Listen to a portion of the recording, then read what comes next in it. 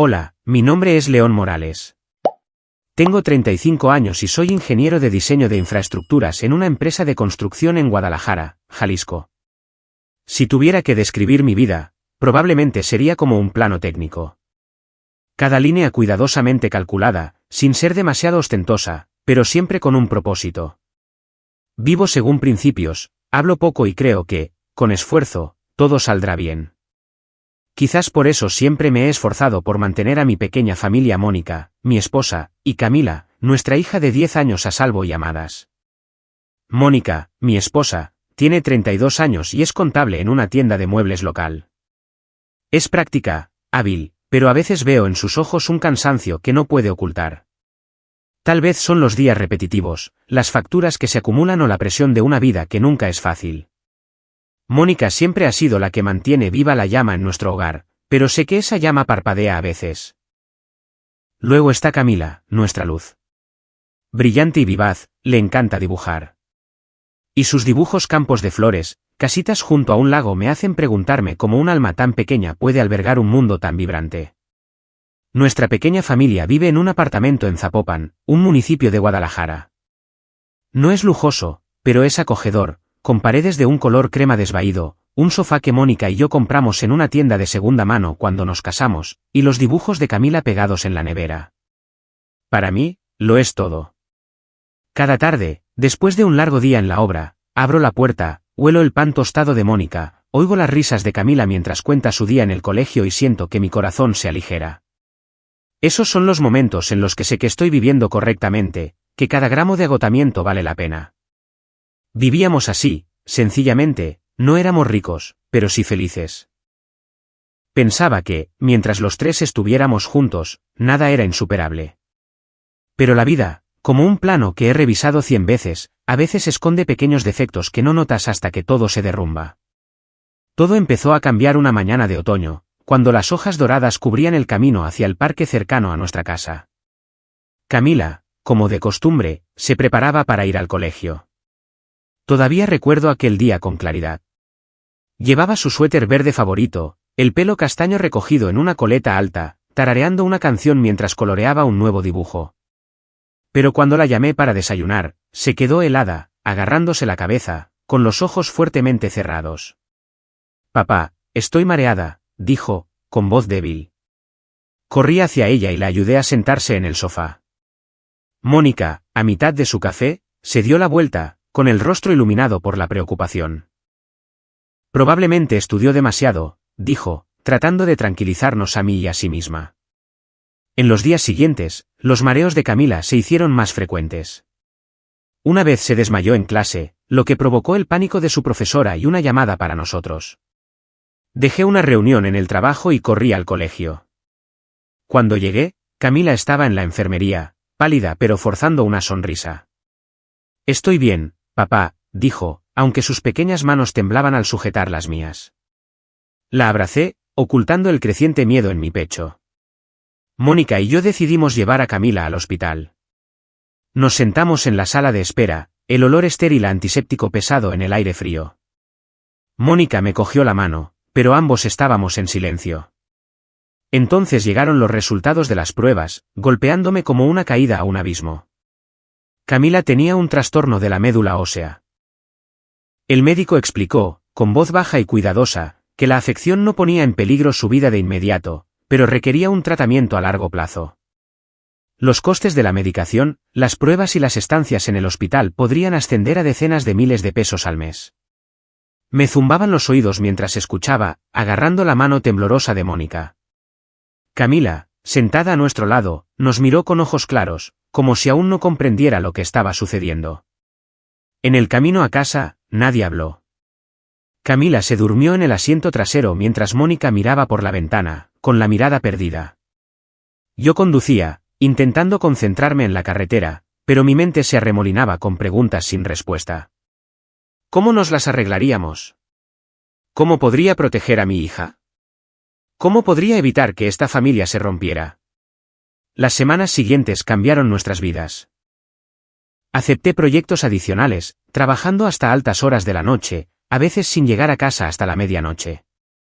Cada vez que entraba en el apartamento, Camila ya estaba dormida, y Mónica estaba sentada en la mesa de la cocina, rodeada de facturas y papeles. Intenté consolarla, pero mis palabras parecían insuficientes.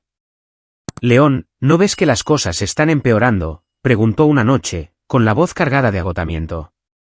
No respondí, solo le sostuve la mano, esperando que el gesto pudiera decir lo que yo no podía. Pero la verdad es que yo también estaba agotado. Las noches pasadas en mi escritorio bajo luces fluorescentes, estudiando planos, se sentían como una carrera contra el tiempo. Necesitaba dinero, mucho, para mantener a Camila sana. Cada vez que la miraba, que veía su sonrisa aún brillante a pesar de su cuerpo debilitado, me decía a mí mismo que debía ser más fuerte. Pero en el fondo, sabía que estaba perdiendo el control. Mónica también cambió. Antes paciente, se volvió irritable. Nuestras conversaciones disminuyeron, reemplazadas por pequeñas discusiones. Todo lo que haces es trabajar, León. ¿Alguna vez piensas en cómo me siento?, espetó una noche cuando llegué tarde a casa de nuevo. Quise explicarle, decirle que lo hacía todo por Camila, por nuestra familia, pero se me hizo un nudo en la garganta. «¿No ves que lo estoy intentando?», le respondí, mi voz igual de cortante. Camila, en su habitación, debió de oírnos. Oí cómo su puerta se cerraba suavemente, y sentí mi corazón destrozado. Nuestro apartamento, antes acogedor, ahora se sentía asfixiante. Las facturas del hospital, los medicamentos y los gastos diarios vaciaban nuestra cuenta bancaria más rápido de lo que podíamos reponerla. Noté que los ojos de Mónica ya no me miraban de la misma manera. Una vez la encontré sentada sola en la cocina, sosteniendo su teléfono, con la mirada vacía. «¿Estás bien?», pregunté. No dijo nada, solo se dio la vuelta. Los días siguientes se volvieron más tensos. Las discusiones se hicieron más frecuentes. Las risas en la casa fueron reemplazadas por gritos. Una vez, Mónica estrelló un vaso contra la mesa, gritando: «No soporto más esta casa». Me quedé allí mirándola, sin saber qué hacer. Camila, en un rincón de la habitación, abrazaba en silencio una almohada, con los ojos llenos de lágrimas. Quería correr hacia ella, abrazarla, gritarle a Mónica que nos necesitábamos, pero me quedé allí, impotente. Esa noche, me tumbé en el sofá, incapaz de dormir. El tic-tac del reloj parecía contar hacia atrás nuestros días felices. Pensé en Camila, en su dolor, en las facturas acumuladas, y en Mónica, la mujer que una vez amé más que a nada, que ahora se me escapaba día a día. Me pregunté, ¿había hecho algo mal? ¿No era suficiente para mantener unida a esta familia? Los días siguientes se hicieron cada vez más asfixiantes en nuestro hogar. Intenté concentrarme en el trabajo, pero mi mente seguía divagando hacia Camila y Mónica. Camila todavía iba al colegio, todavía dibujaba, pero noté una sutil tristeza en sus ojos que era difícil de definir. Mónica, mientras tanto, parecía distanciarse más cada día. Por las mañanas, se preparaba para el trabajo con una prisa inusual, maquillándose con más cuidado, usando un perfume nuevo, un aroma dulce pero penetrante, desconocido, diferente a la Mónica que conocía. «He quedado con unas amigas esta noche», decía con ligereza, evitando mi mirada. Yo asentía, viéndola marchar. Camila, con la sensibilidad de una niña, también notó el cambio. Una tarde, mientras revisaba sus deberes, dudó, retorciéndose las manitas. «Papá», dijo, con voz baja como si temiera que alguien pudiera oír, «mamá ha estado actuando de forma extraña últimamente». Levanté la vista, sintiendo que se me encogía el corazón. «¿Extraña cómo, cariño?», pregunté, tratando de mantener un tono tranquilo. Camila bajó la cabeza, su dedo trazando la esquina de su papel de dibujo. «Siempre se lleva el teléfono a su habitación», susurrando durante mucho tiempo. Una vez, cuando entré, colgó rápidamente y me miró como si yo hubiera hecho algo malo. Levantó la vista, sus ojos una mezcla de curiosidad y preocupación. «¿Está mamá enfadada conmigo, papá?». Abracé a Camila, ocultando la inquietud que crecía dentro de mí. «No, cariño. Mamá solo está cansada, probablemente estresada por el trabajo». Lo dije, pero no me creí mis propias palabras. Camila asintió, pero pude ver que no estaba tranquila. Esa noche, después de que Camila se durmiera, me tumbé en el sofá, mirando al techo, tratando de alejar las imágenes de Mónica, Mónica con sus ojos distantes, sus salidas nocturnas, ese perfume desconocido. Entonces, una mañana, mientras Mónica aún dormía, vi su abrigo colgado en una silla. No era del tipo que fisgonea. Nunca lo había sido. Pero la esquina de un papel que sobresalía del bolsillo me llamó la atención.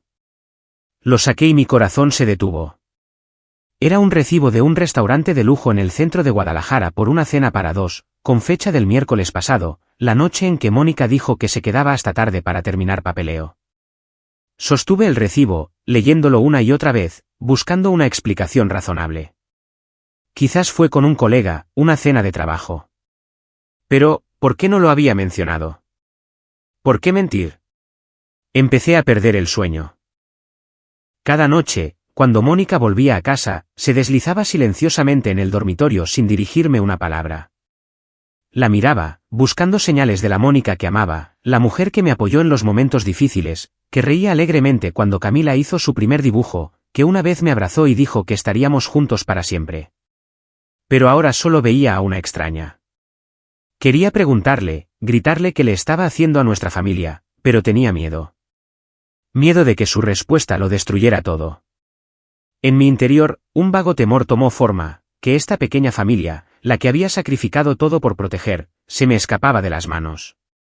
No por la pobreza o la enfermedad, sino porque el amor, aquello que una vez creí inquebrantable, se estaba resquebrajando, y no sabía cuándo había empezado. La inquietud creció en silencio, como una grieta que se extiende por un cristal, hasta que una tarde la tormenta estalló sin previo aviso. Acababa de llegar a casa del trabajo, agotado tras un largo día en la obra, mi abrigo todavía con olor a polvo y cemento.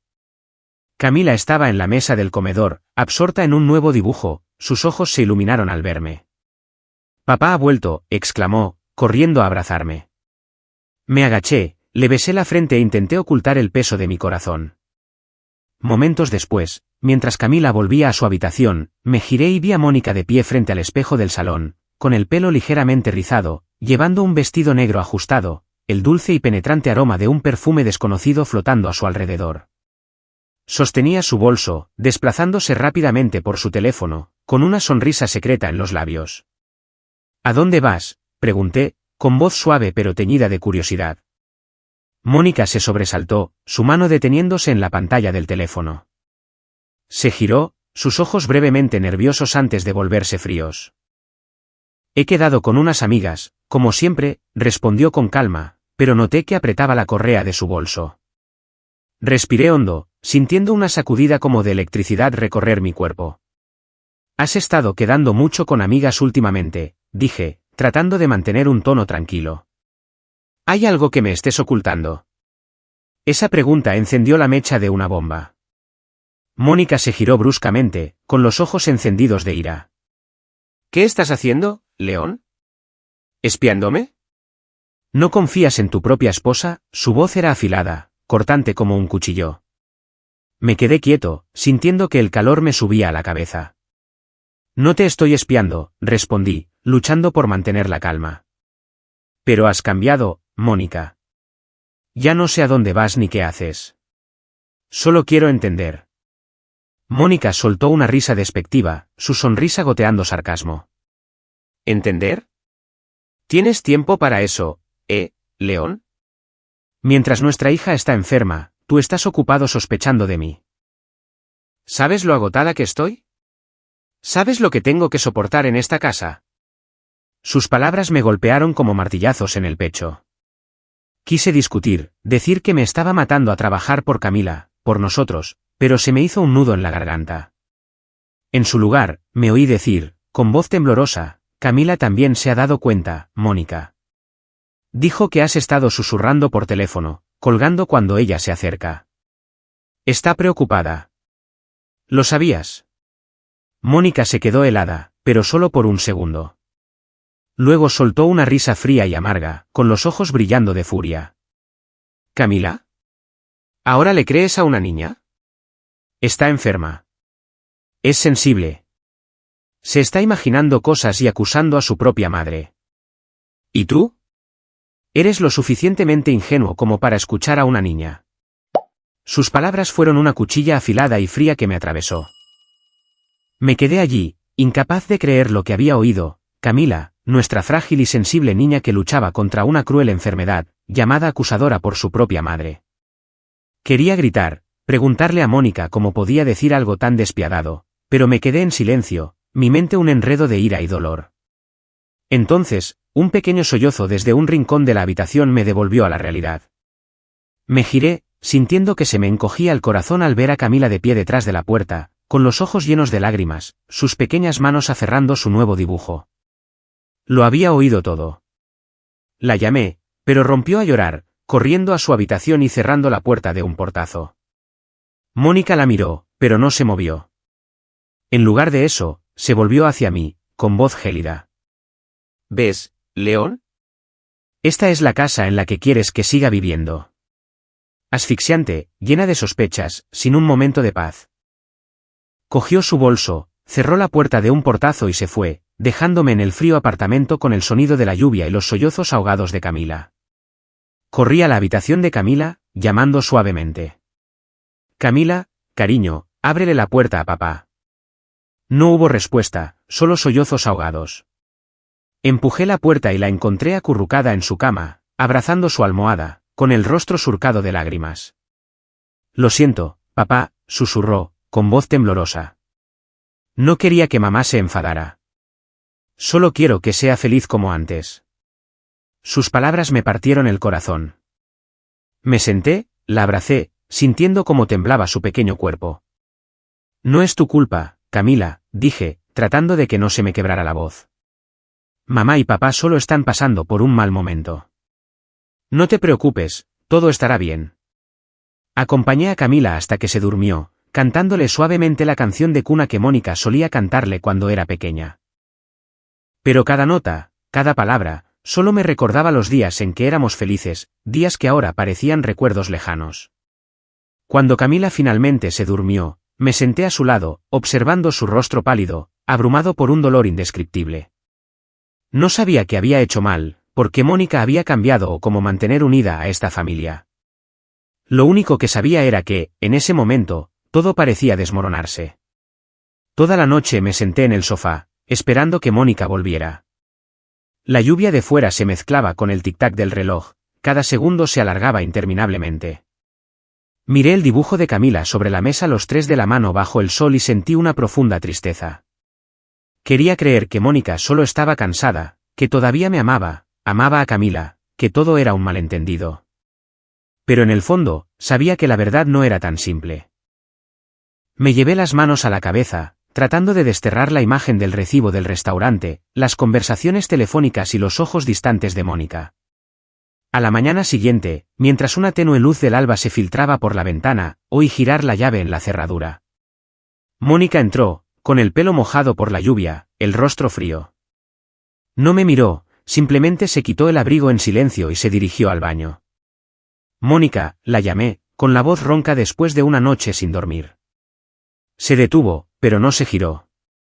Necesitamos hablar, dije, pero ella solo negó con la cabeza. Estoy cansada, León. Más tarde. Luego cerró la puerta, dejándome de pie en el silencioso apartamento, sintiendo que el mundo se me escapaba. Los días siguientes fueron sofocantemente pesados. Mónica salía temprano y volvía tarde, a veces ni siquiera volvía. Cuando estaba en casa, apenas hablaba, respondiendo con monosílabos cuando le hacía preguntas. Evitaba mi mirada, evitaba a Camila. Me convertí en el único cuidador, llevando a Camila al colegio, revisando sus deberes, leyéndole cuentos antes de dormir. Camila rara vez mencionaba a su madre, pero la vi retraerse, sus dibujos ya no eran vibrantes. En cambio, tenían tonos apagados, imágenes solitarias, una niña de pie sola junto a un lago, sin padre, sin madre. Intenté que las cosas siguieran como siempre, el trabajo, cuidar de Camila, pagar las facturas. Pero cada noche, sentado en el silencioso apartamento, sentía que el calor de nuestra familia se había desvanecido. Mónica todavía estaba allí, pero como un fantasma, presente pero no realmente. La miraba, buscando una señal de amor, de conexión, pero solo encontraba frialdad.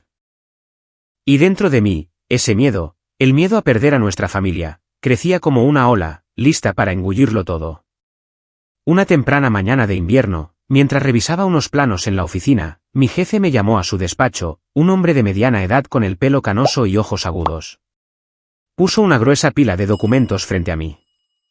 León, dijo, su voz baja pero grave.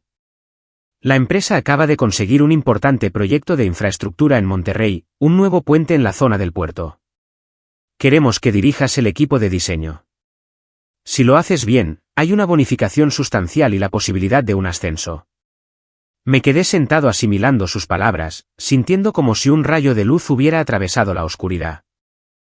La bonificación, si era tan significativa como él insinuaba, podría cubrir meses del tratamiento de Camila, saldar la deuda de la tarjeta de crédito y quizás incluso dejar suficiente para llevarla a algún lugar a descansar.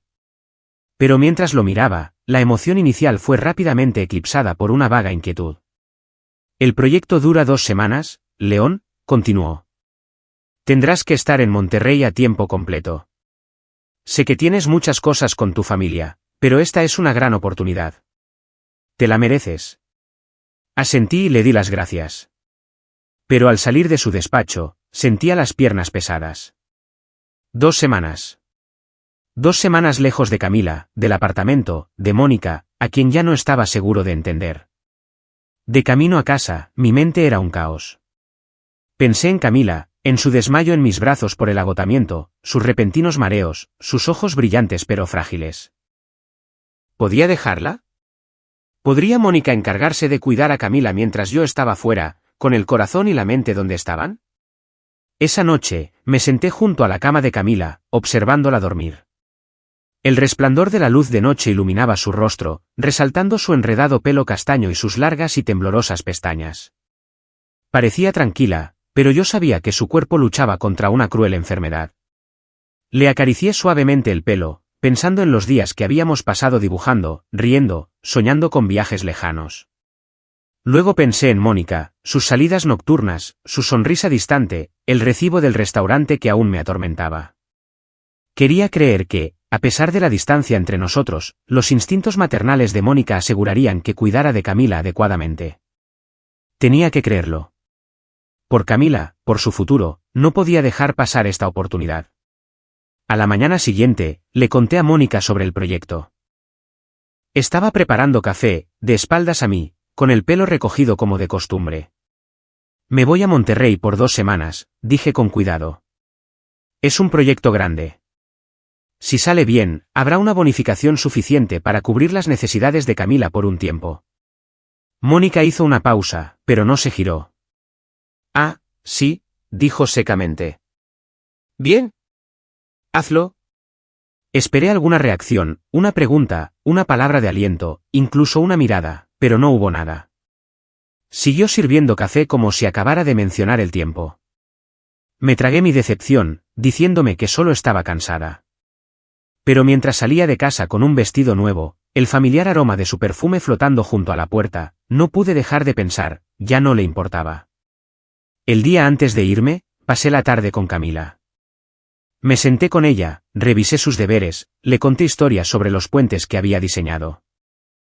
Sus ojos brillaban mientras escuchaba, interrumpiendo ocasionalmente para preguntar, «Papá, ¿ese puente es tan bonito como los de mis dibujos?» Me reí, alborotándole el pelo. «Aún más bonito, porque lo construiré para ti». Antes de acostarse, le recordé que se tomara su medicina, que no se quedara estudiando hasta tarde, y le prometí, «Cuando vuelva, tendrás una gran sorpresa». Camila sonrió, abrazándome con fuerza. «Solo quiero que vuelvas pronto», susurró. Sus palabras me dolieron, pero le besé la frente y dije, «Volveré rápido, cariño». Monterrey me recibió con llovizna y un frío cortante. Me alojé en un pequeño hotel cerca del puerto donde se desarrollaba el proyecto. El trabajo comenzó de inmediato, con largas reuniones, revisiones urgentes de planos y la presión del equipo de ingeniería. Pero no me quejé. Cada vez que me sentía cansado, pensaba en Camila, en su sonrisa, en los costosos medicamentos que necesitábamos. Me decía a mí mismo que todo valdría la pena, que este viaje sería un nuevo comienzo para nuestra familia. Durante los primeros días, llamaba a casa cada noche. Camila siempre contestaba, su voz alegre hablando del colegio, de sus nuevos dibujos, del gato del vecino que le encantaba. Mamá ha estado más amable últimamente, papá, dijo una vez, encendiendo una chispa de esperanza en mí. Incluso me ha hecho galletas. Sonreí, le pregunté por Mónica, pero Camila a menudo decía, mamá está ocupada. Probablemente te llame más tarde. Asentí, sabiendo que Mónica no llamaría. Esas llamadas eran la única medicina que me mantenía en pie mientras estaba fuera. Pero cada vez que colgaba, sentía un vacío en el pecho. El trabajo en Monterrey se intensificó. Las reuniones se alargaban hasta pasada la medianoche. Los informes necesitaban ser entregados con urgencia y los problemas técnicos se acumulaban, dejándome apenas tiempo para respirar. Volví al hotel a la 1 de la madrugada, con el cuerpo dolorido, desplomándome en la cama. Algunas noches cogía el teléfono para llamar a Camila, pero me detenía al darme cuenta de que era demasiado tarde. La llamaré mañana, me decía. Pero el mañana era engullido por el torbellino del trabajo.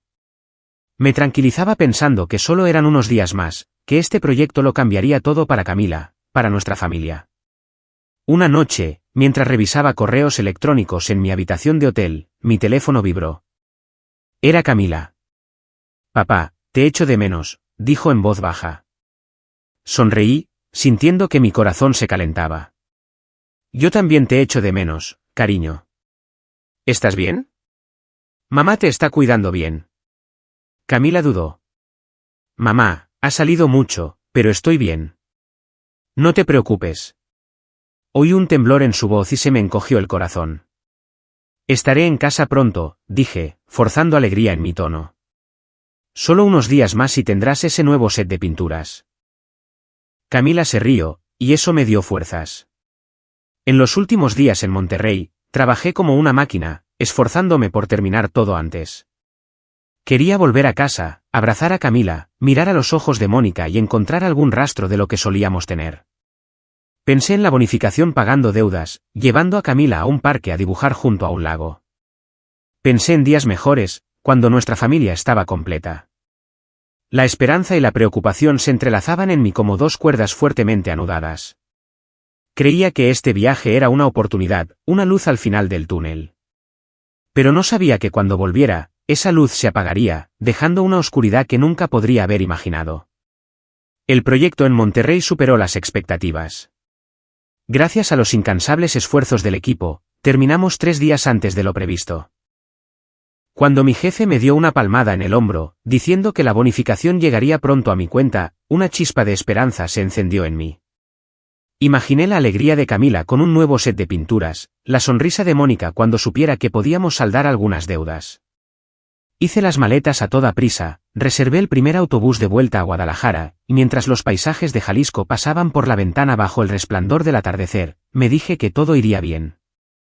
Mientras llegara a casa, mientras estuviera con Camila, podríamos arreglar las cosas.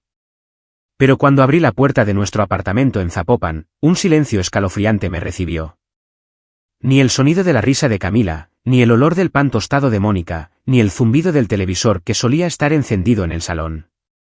El apartamento estaba a oscuras, iluminado solo por las luces de la calle que se filtraban por la ventana. ¿Mónica? Camila, llamé, mi voz resonando en el espacio vacío. Nadie respondió. Encendí la luz, revisando cada habitación, con el corazón acelerado. La cama de Camila estaba vacía, su manta cuidadosamente doblada. La cocina no mostraba signos de cena. Abrí la nevera y encontré unos cuantos yogures caducados, como si nadie la hubiera tocado en días. Cogí el teléfono y llamé a Mónica. La línea sonó interminablemente, luego saltó el buzón de voz. Volví a llamar, 1, 2 veces, pero seguía sin respuesta. Probé con Camila, esperando oír su voz alegre, pero solo obtuve el mismo tono hueco. Mi corazón latía con fuerza, un pavor frío recorriendo mi espina dorsal. Solo han salido a dar un paseo, me dije, tratando de mantener la calma. Quizás Mónica llevó a Camila al parque o a casa de una amiga. Pero, ¿por qué nadie me había avisado? ¿Por qué sus 2 teléfonos estaban ilocalizables? Me dejé caer en el sofá, con las manos temblando, buscando una explicación lógica. Entonces mi teléfono vibró con un número que no reconocí. Contesté. Hola. Una voz femenina, tranquila pero urgente, llegó. Señor Morales, soy una enfermera del Hospital Civil de Guadalajara. Su hija, Camila, está aquí. Necesitamos que venga a firmar unos papeles. No hay nadie con ella ahora mismo. Mi cuerpo se congeló, como si la sangre de mis venas se hubiera detenido. ¿Camila? ¿Qué le pasa?, pregunté, con voz temblorosa. La enfermera dudó. Tuvo una anemia severa y fue ingresada hace 3 días. Ahora está estable, pero debería venir inmediatamente. No recuerdo haber colgado ni haber salido corriendo de casa.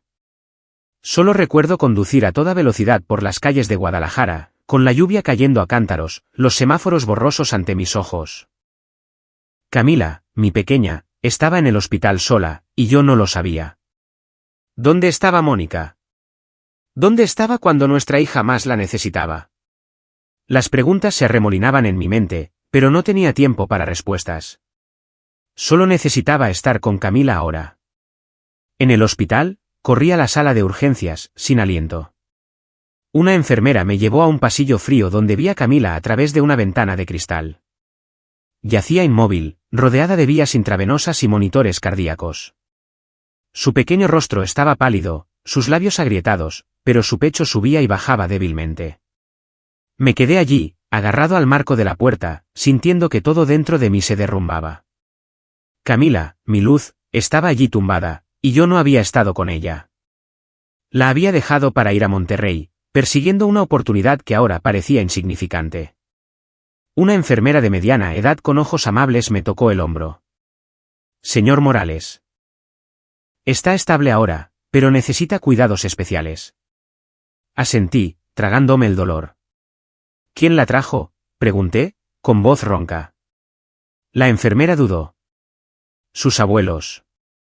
La trajeron hace 3 días, se encargaron del ingreso, pero se fueron después. Solo la visitaron una vez ayer. La sangre me hirvió. Los padres de Mónica. Sus abuelos habían dejado a Camila aquí sola durante 3 días. ¿Dijeron algo?, pregunté, tratando de mantener la voz firme. La enfermera negó con la cabeza. Le di las gracias, pero por dentro, una tormenta rugía. Saqué el teléfono, llamando a Mónica de nuevo, luego a sus padres. Nadie contestó. No podía quedarme más tiempo en el hospital. No podía simplemente sentarme y esperar. Necesitaba respuestas. Necesitaba saber qué le había pasado a mi hija. Conduje directamente a casa de los padres de Mónica en las afueras de Guadalajara, con la mente hecha un lío, el corazón encogido. Cuando llamé a su puerta, ya había anochecido. La madre de Mónica, Elena, abrió, con expresión fría. León, dijo, su voz desprovista de calidez. El padre de Mónica, Ricardo, estaba detrás de ella, en silencio. Camila está en el hospital, dije, mi voz temblando de ira y dolor. ¿Por qué nadie me lo dijo? ¿Por qué la dejasteis sola? Elena frunció el ceño, cruzándose de brazos. Es tu hija, León, no la nuestra. La llevamos al hospital. Hicimos lo que había que hacer. ¿Qué más quieres? Me quedé allí, incapaz de creer lo que había oído. ¿Hicisteis lo que había que hacer? La dejasteis sola en un hospital. Camila solo tiene 10 años. Necesita a su familia. Los ojos de Elena se entrecerraron. ¿Familia? Deberías preguntarle a Mónica dónde está. Dejó a Camila con nosotros y se fue de viaje con un amigo. Dijo que necesitaba un descanso y, francamente, creemos que se lo merecía. Cuidamos de la niña unos días. Eso es más que suficiente. ¿Y vienes aquí a cuestionarnos? Sus palabras me golpearon como un puñetazo en la cara. Me quedé helado, con los ojos vacíos, incapaz de comprender. Mónica, de viaje con un amigo mientras Camila yacía en el hospital luchando contra una cruel enfermedad. Quería gritar, desahogarme, pero mi cuerpo se sentía paralizado. Ricardo habló, su voz tranquila, pero no menos cortante. Mónica es joven, León. Tiene derecho a buscar la felicidad en otro lugar, con alguien más digno. No puedes mantenerla atrapada en esta vida de dificultades para siempre. Sus palabras echaron leña al fuego, pero no reaccioné. Apreté los puños, las uñas clavándose en mis palmas, luchando por contener mi rabia. Gracias por ser sinceros, dije, mi voz baja y gélida. Luego me di la vuelta y me fui de su casa sin mirar atrás. Esa noche, volví al hospital, sentado en silencio en el pasillo. A través del cristal, observé a Camila dormir, sus pequeños hombros subiendo y bajando bajo la luz tenue. Quería entrar, abrazarla, decirle que papá estaba allí, que todo iría bien. Pero no podía moverme. Simplemente me quedé sentado, con los hombros temblando, conteniendo los sollozos. Camila, mi pequeña, había estado aquí sola mientras su madre se iba de viaje, mientras yo estaba atrapado en Monterrey. Había fallado, no solo con Mónica, sino con Camila. En la oscuridad de aquel pasillo de hospital, juré que nunca más dejaría a mi hija sola. Los días siguientes, apenas salí del hospital. Me tomé unos días libres en el trabajo, alegando una emergencia familiar. Mi jefe, satisfecho con el éxito del proyecto de Monterrey, accedió de inmediato, diciéndome que me centrara en Camila. Me sentaba junto a su cama, sosteniendo su mano, sintiendo sus pequeños y frágiles dedos en mi palma. Camila se recuperaba lentamente, su sonrisa volvía, aunque todavía débil. Papá, soñé que pintaba un cuadro enorme de nuestra familia junto a un lago, dijo, su voz clara pero cansada. Sonreí, contándole historias divertidas sobre el gato perezoso de la obra, sobre la vez que casi derramó café sobre un plano. Camila se reía, y cada una de sus risas parecía disipar la oscuridad de mi corazón. Hice todo lo posible para ayudarla a olvidar el dolor, a olvidar esos días solitarios en el hospital. Le traje sus libros de cuentos favoritos, le canté viejas nanas e incluso intenté dibujar con ella, aunque mis torpes trazos siempre la hacían reír. Papá, eres terrible en esto, bromeaba, y yo fingía enfadarme solo para ver esa sonrisa perdurar un poco más. Después de casi 2 semanas de tratamiento intensivo, el estado de Camila se estabilizó. El médico la trasladó a una habitación normal y sentí que podía volver a respirar. Pero el alivio fue breve. Una mañana, mientras Camila dormía, el médico me llamó a una habitación privada. Un hombre mayor de ojos tranquilos, se sentó frente a mí, sosteniendo un grueso expediente. Señor Morales, comenzó lentamente. Hemos revisado los últimos resultados de las pruebas de Camila y su respuesta al tratamiento. Asentí, con el corazón latiendo con fuerza, esperando buenas noticias. Pero entonces suspiró, con los ojos pesados. Su estado está empeorando. Con el plan de tratamiento actual, solo podemos mantener su salud durante unos 4 o 5 años. Sus palabras me golpearon como un mazo en el pecho. Me quedé sentado, incapaz de moverme, incapaz de respirar. 4 o 5 años. Camila, mi pequeña, solo le quedaban unos pocos años. Quería gritar, preguntarle si se equivocaba, suplicar un milagro. Pero me quedé sentado, con las manos tan apretadas que las uñas se me clavaban en la piel. ¿Estás seguro?, pregunté, mi voz un susurro. El médico asintió, con los ojos llenos de pesar. Haremos todo lo que podamos, pero necesita prepararse. ¿Prepararme? ¿Cómo podía prepararme para perder a mi hija? ¿Cómo podía aceptar que Camila, mi única luz, no estaría aquí? Salí de la consulta del médico, caminando sin rumbo. Me quedé en el pasillo del hospital durante mucho tiempo, mirando por la ventana la incesante lluvia de Guadalajara.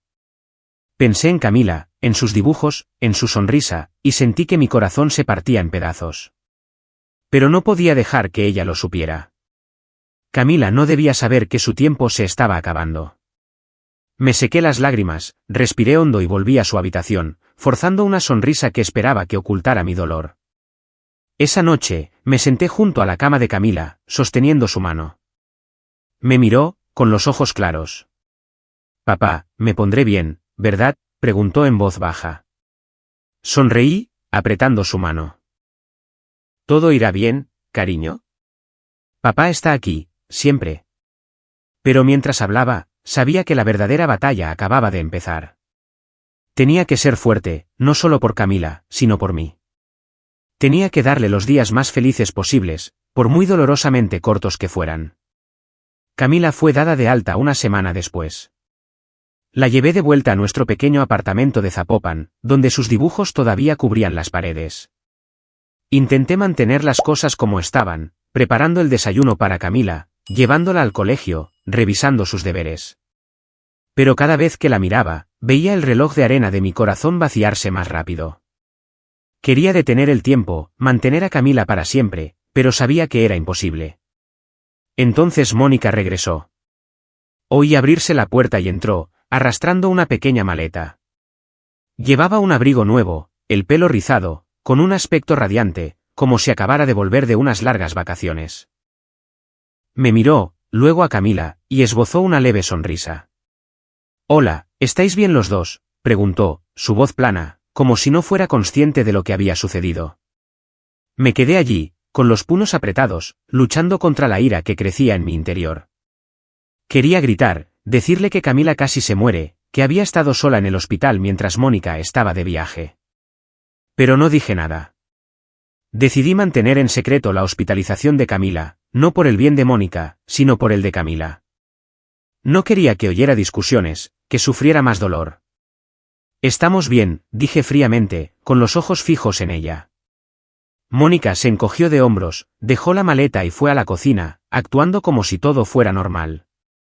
Camila, desde un rincón de la habitación, abrazaba en silencio su nuevo dibujo, con los ojos tristes. «Mamá», llamó en voz baja, pero Mónica solo se giró, esbozando una extraña sonrisa. «Estoy cansada, Camila. Hablemos mañana». Luego se fue a su habitación y cerró la puerta. Los días siguientes se hicieron más pesados. Mónica estaba allí, pero no realmente presente. Salía temprano, volvía tarde, a veces ni siquiera volvía.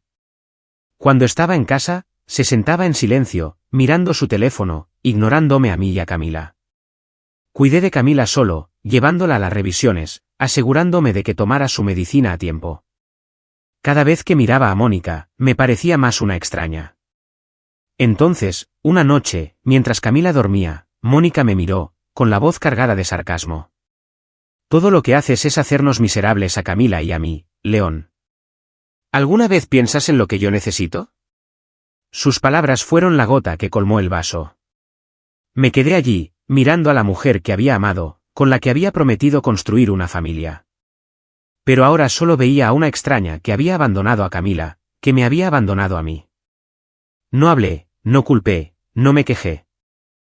Mi silencio la desconcertó, pero rápidamente se dio la vuelta, como si no quisiera enfrentarse a mí. Unos días después, solicité el divorcio. No quería dramas ni discusiones. Solo pedí la custodia de Camila, lo único que importaba. Mónica lo puso. Firmó los papeles con una frialdad escalofriante, como si dejar esta familia fuera algo que llevaba mucho tiempo esperando. Antes de irse, se detuvo en la puerta, mirándome por última vez. «Al menos ahora estoy libre de la carga», dijo, su voz desprovista de emoción. Sus palabras dolieron más que cualquier herida que hubiera sentido, pero me quedé en silencio, viéndola sacar su maleta del apartamento, la puerta cerrándose tras ella. Me di la vuelta, caminando hacia la habitación de Camila. Estaba dormida, su rostro pacífico, sin saber que su madre se había ido. Me senté a su lado, abrazándola con fuerza, susurrando, «No volveré a dejarte sola». Las lágrimas cayeron en silencio, pero sabía que a partir de ahora, solo éramos Camila y yo. Y haría todo lo posible por protegerla, aunque solo tuviéramos unos pocos años, aunque mi corazón estuviera destrozado. Después de que Mónica se fuera, decidí que no podíamos quedarnos en el apartamento de Zapopan. Guardaba demasiados recuerdos, días de felicidad mezclados con noches de discusiones. Vendí el apartamento, usando el dinero del proyecto de Monterrey y la bonificación para comprar una casa más pequeña en Chapala, cerca del lago y de un parque. La casa no era grande, solo lo suficiente para los dos, pero desde la ventana podía ver el lago brillar bajo la luz del sol, y Camila podía sentarse a dibujar junto al parque, donde la brisa llevaba el aroma de la hierba fresca. Quería que tuviera un lugar tranquilo donde cada día fuera un regalo. A Camila le encantó Chapala desde el primer día. «Papá, este lago es como el de mis dibujos», exclamó, agarrando el set de pinturas que había comprado en Monterrey. Sonreí, viéndola correr hacia la orilla del lago, su pelo castaño ondeando. Sabía que su tiempo era limitado, pero me negué a dejar que esa sombra atormentara nuestros días juntos. Quería que Camila viviera plenamente, que fuera feliz, libre de preocupaciones sobre su enfermedad o las heridas que su madre dejó atrás. Mantuve el contacto con mis padres en Guanajuato. Me habían apoyado en silencio durante los años difíciles, siempre llamando para saber cómo estaba, enviando tarjetas escritas a mano con simples palabras de aliento. «Eres más fuerte de lo que crees, León», dijo mi madre una vez por teléfono, con la voz temblorosa. No compartí mucho sobre Mónica o lo que pasó, pero sabía que lo entendían. No preguntaron, solo me recordaron que llevara a Camila de visita cuando pudiera.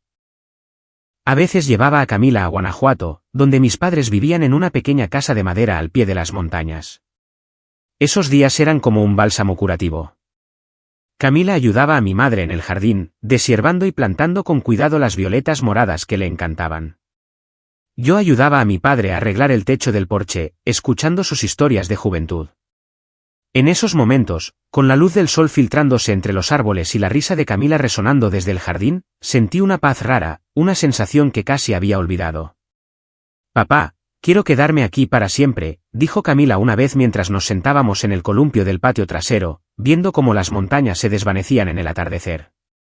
La abracé, sonriendo. «Volveremos, cariño, muchas veces». Pero en el fondo, sabía que cada viaje era mi intento de aferrarme al tiempo, de mantener a Camila conmigo un poco más. Gracias al éxito de Monterrey, fui ascendido a ingeniero jefe de supervisión de proyectos regionales. El ingreso estable era suficiente para cubrir los tratamientos de Camila y evitar que nuestra vida fuera demasiado tensa. Trabajaba duro, pero ya no dejaba que el trabajo me consumiera. Cada día sacaba tiempo para Camila. Por las mañanas desayunábamos juntos, normalmente tostadas con la mermelada de fresa que le encantaba, por las tardes cocinábamos juntos, veíamos dibujos animados antiguos o paseábamos junto al lago. A Camila le encantaba sentarse en la orilla, pintando paisajes mientras yo me sentaba cerca fingiendo leer, pero en realidad solo la observaba, memorizando cada momento. Camila se convirtió en una adolescente dulce y amante del arte, siempre optimista. Nunca le hablé del pronóstico del médico, no quería que la sombra de su enfermedad oscureciera sus días. No sabía que cada día la acercaba más al final. Seguía pintando, riendo, contándome sus sueños de convertirse en artista, de crear grandes cuadros para museos. «Pintaré el mundo entero para ti, papá», decía. Y yo asentía, sonriendo, ocultando el dolor que me desgarraba el corazón. Cada año, escribíamos una lista de pequeños sueños. Camila la llamaba nuestro mapa de la felicidad. Enumerábamos cosas sencillas, plantar un macizo de flores delante de la casa, ver los fuegos artificiales el 15 de septiembre, pintar el lago en otoño. Intentaba cumplir cada uno, por pequeño que fuera, sabiendo que era la forma en que Camila podía vivir plenamente. Una vez plantamos margaritas amarillas en el jardín delantero, Camila cubierta de tierra pero radiante. «Papá, estas flores florecerán para siempre, ¿verdad?», preguntó. Asentí, aunque sabía que nada dura para siempre. 5 años pasaron en un abrir y cerrar de ojos. Camila era ahora una joven de 15 años, más alta pero todavía delicada, con ojos brillantes y una sonrisa que nunca se desvaneció. Hice todo lo posible por mantenerla feliz, pero cada revisión rutinaria traía las miradas preocupadas del médico y resultados de pruebas cada vez peores. Lo oculté todo, diciéndole a Camila que estaba mejorando, que todo iría bien. Pero por dentro, sabía que el tiempo se estaba acabando. Una tarde de otoño, mientras las hojas doradas caían alrededor del lago, Camila estaba sentada en un banco del parque, pintando. Me senté a su lado, leyendo un periódico pero observándola en secreto. Estaba trabajando en una escena del lago con cisnes blancos deslizándose por el agua. «Papá, este es un regalo para ti», dijo, con voz alegre. Sonreí, a punto de responder, cuando de repente se quedó helada, agarrándose el pecho, su lápiz cayendo al suelo. «Papá», susurró, y luego se desplomó, inconsciente. Corrí hacia ella, la sostuve, gritando su nombre en pánico. Todo se volvió borroso. Llamé a una ambulancia, sostuve a Camila de camino al hospital, rezando, suplicando a quien quiera que escuchara que la salvara. En el hospital, el médico me miró, con los ojos pesados. Su cuerpo ya no responde al tratamiento, dijo, con voz baja. Le queda muy poco tiempo. Me quedé allí, sintiendo que el mundo se derrumbaba. Camila, mi pequeña, mi luz, se me escapaba para siempre. En sus últimas horas, me senté junto a su cama, sosteniendo su mano. Estaba débil, pero sus ojos todavía brillaban de amor. Papá, susurró, su voz frágil. No tengo miedo. Fui muy feliz estando contigo. Me incliné, besando su frente, las lágrimas corriendo. Eres lo mejor de mi vida, dije, con la voz quebrada. Camila sonrió, una sonrisa pacífica, y luego cerró los ojos, dejándome para siempre en un vacío insondable. La sostuve, en silencio, incapaz de hablar. Solo una promesa escapó de mi corazón: viviré el resto de mi vida por ti. Me aferré a Camila, sintiendo su último calor, sabiendo que mi vida nunca volvería a estar completa. El funeral de Camila fue digno pero sencillo, tal como ella vivió. Amigos, colegas y vecinos de Chapala vinieron a despedirse. Me abrazaron, diciendo que fui un padre ejemplar, que le había dado a Camila una vida hermosa, aunque corta. Me paré junto a su ataúd, rodeado de sus pinturas, con el corazón hecho pedazos. Camila se había ido, pero su sonrisa, su amor, perduraban como la luz del sol sobre el lago. Después del funeral, mi vida recuperó lentamente su ritmo, aunque era un ritmo atenuado sin su luz de antes. Volví al trabajo, sumergiéndome de nuevo en planos técnicos, reuniones y largos días en obras de construcción.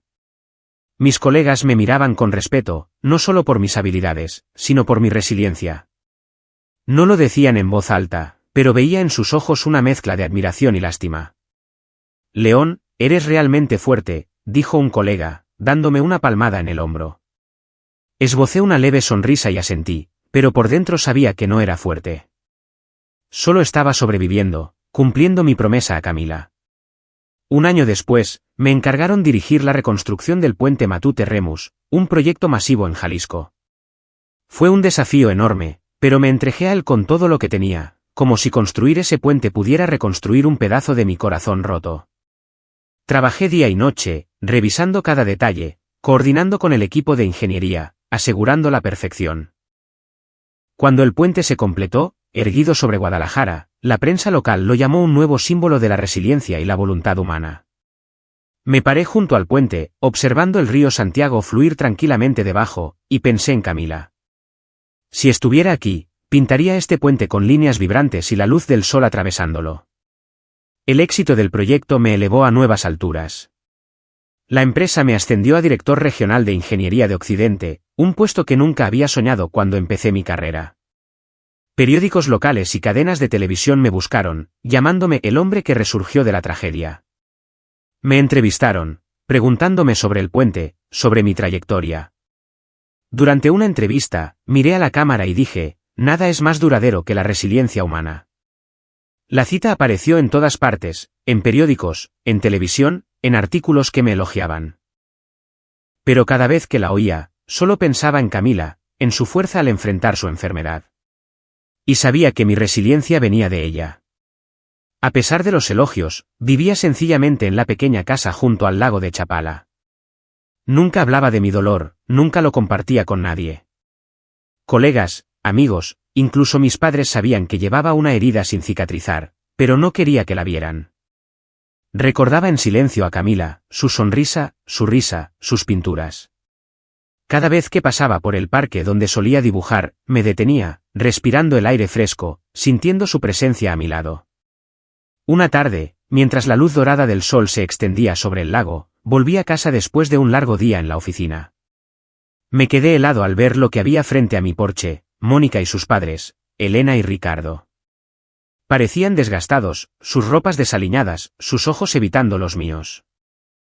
Mónica estaba más delgada, su cabello antes lustroso ahora enredado, sus ojos rojos de tanto llorar.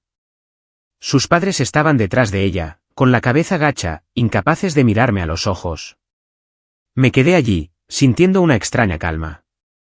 Entrad, dije con voz neutra, abriendo la puerta. En el salón, preparé té, poniendo 3 tazas sobre la mesa. Mónica se sentó frente a mí, retorciéndose las manos, con la mirada vacilante. León, comenzó, con voz temblorosa, y luego cayó de rodillas, las lágrimas corriendo. Por favor, ¿puedes perdonarme? Me equivoqué. Me abandonó. Me dejó por una mujer más joven y rica. Sollozó, con la voz ahogada. No me queda nada, León. Sé que me equivoqué al dejarte, al dejar a Camila. El nombre de Camila en sus labios hizo que se me encogiera el corazón. Pero me quedé en silencio, simplemente observando. Elena habló, su voz más suave que la frialdad de años pasados. Nosotros también lo lamentamos, León. No deberíamos haber dejado a Camila. No deberíamos haberte dicho esas cosas. Ahora, ahí fuera, la gente nos desprecia, nos juzga. Ricardo asintió, con los ojos pesados. Queremos arreglarlo. Dale a Mónica la oportunidad de volver. Sus palabras resonaron, pero se sentían distantes. Miré a Mónica, a sus padres, y me di cuenta de una dolorosa verdad. No estaban aquí por un remordimiento genuino. Vinieron porque ahora yo tenía éxito, por mi reputación, mi puesto como director regional de Ingeniería de Occidente.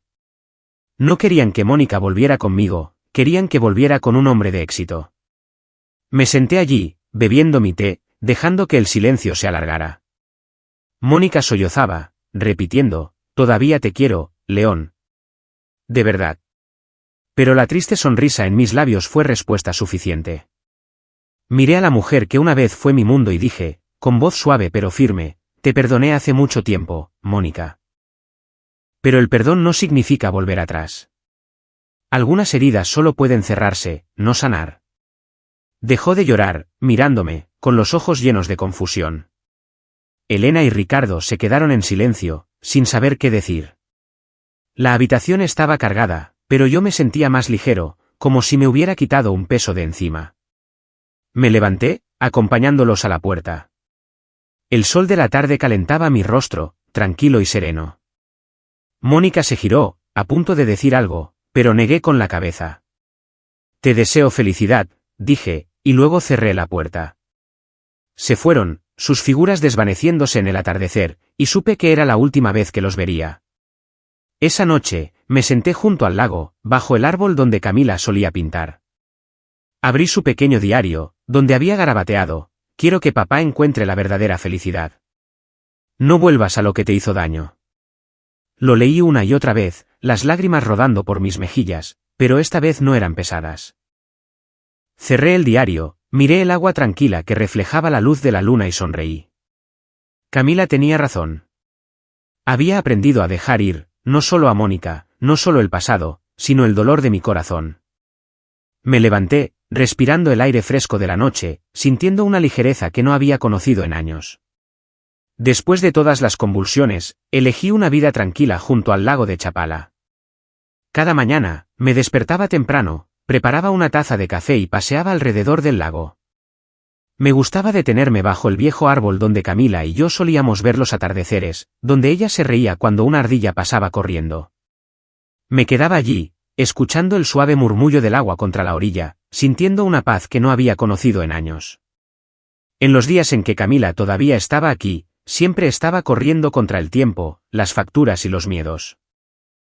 Ahora, en la quietud del lago, encontré un pequeño rincón para sanar, para aprender a vivir sin dejar que el dolor me consumiera. Ya no guardaba rencor, ni contra Mónica, ni sus padres, ni siquiera el destino. Comprendí que perdonar no se trataba de aceptar los errores de los demás, sino de liberarme del odio. Una vez estuve enfadado con Mónica, herido por lo que había hecho, pero ahora solo sentía una ligereza. Ella había elegido su camino, y yo había elegido el mío. Camila me enseñó que el verdadero amor no se aferra ni posee, vive en tu corazón. La forma en que todavía sentía a Camila cada día, aprendí que el amor no siempre se puede retener, pero el verdadero cuidado nunca se desvanece. Aunque Camila se había ido, permanecía en mis pequeños hábitos. Cada mañana, al cortar una tostada y untar mermelada de fresa, recordaba cómo ella le daba un gran mordisco y sonreía, con la mermelada manchada en los labios. Cada tarde, al pasear junto al lago, recordaba cómo corría delante, señalando un cisne y diciendo, «Papá, voy a pintar eso». Sus dibujos todavía colgaban en la casa, y cada vez que los miraba, sonreía. Una sonrisa suave, ya no dolorida, porque sabía que Camila había vivido una vida corta pero vibrante, y que yo había hecho todo lo posible por hacerla feliz. Me di cuenta de que a veces lo más fuerte no es luchar, sino atreverse a dejar ir y seguir viviendo. La vida me había quitado casi todo, a Mónica, a quien había amado profundamente, a Camila, mi única luz. Pero también me dejó algo más precioso, claridad y compasión. Ya no era el león que se enterraba en el trabajo, tratando de mantener unida a una familia que se desmoronaba. Era el león de ahora, que aprendió a valorar cada momento, cada aliento, y sabía que incluso en la pérdida, todavía había algo por lo que valía la pena vivir. Un día, pasando por el parque, vi un cartel sobre un fondo para niños con enfermedades raras. Me detuve, leyendo cada línea, mi corazón conmovido. Pensé en Camila, en sus días en la cama del hospital, en otras familias en el hospital luchando con facturas y miedos como yo lo había hecho. Sin pensarlo mucho, contacté con el fondo, ofreciéndome a ayudar. Comencé a contribuir en silencio, donando dinero, apoyando a familias en dificultades y, a veces, visitando el hospital para hablar con niños que luchaban contra enfermedades. No compartí mi historia ni mencioné a Camila, pero cada vez que miraba a los ojos de esos niños, la veía a ella, su fuerza, su optimismo, su amor por la vida. No lo hice por reconocimiento ni elogios. Lo hice por Camila, para dejar que su amor se extendiera, para mantener vivos sus pinturas y sueños en el mundo. Cada vez que ayudaba a una familia a pagar un medicamento o llevaba un libro de cuentos a un niño en el hospital, sentía que cumplía un pequeño sueño del mapa de la felicidad de Camila.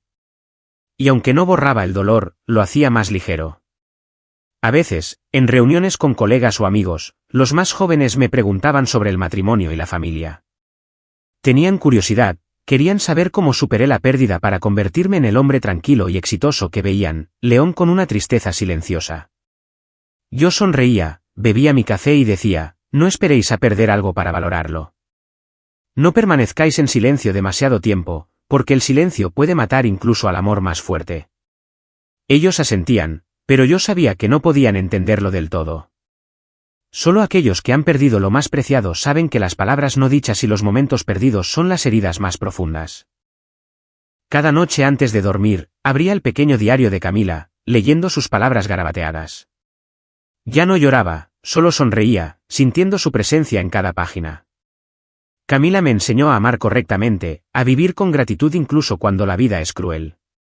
Y sabía que, aunque se había ido, llevaría ese amor conmigo hasta el final de mis días.